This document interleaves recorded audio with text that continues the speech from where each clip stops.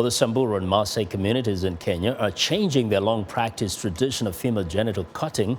They're giving up the procedure of circumcising girls as a rite of passage, beginning with one warrior who changed the perspective of the community through time and education. Many girls are going through an alternative ceremony that has taken its place. Tony Onyulo has more.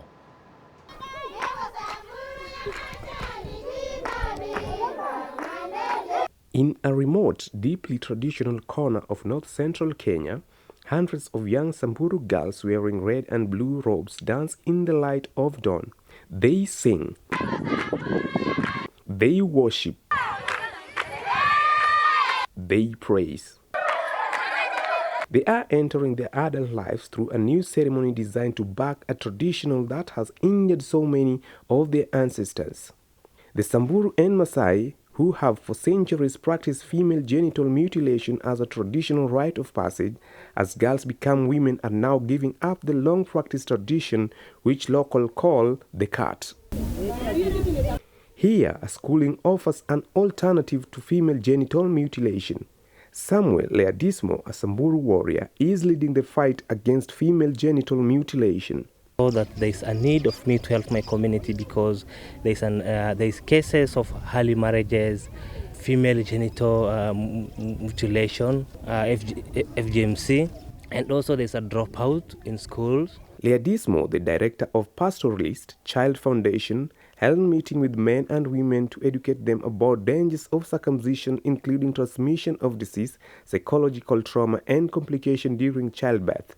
And that thing motivated me that, I need to help my community, because without me coming back and empower my community, I don't know who am I waiting to come back and help them.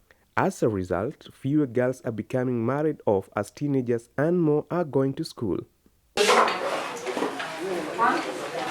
17-year-old Asha Leeresh was the first girl in the community to reject being circumcised, asking her parents to allow her to finish school rather than be cut and married. At first, her parents worried it would bring shame to her family, and they received backlash from the community. I was supposed to undergo FGM, but thanks be to God, I've not undergone that. There's good Samaritan that have helped me, it have helped me to escape that FGM. Leeresh is now in grade 10 and desires to become a doctor when she finally pursues her education to university. In the new ceremony, girls between the age of 9 and 15 are taught life lessons, a brief introduction to sex education. Warriors show support for the alternative ceremony by offering sheep and goats to feed the girls and the community. The ceremony takes 4 days.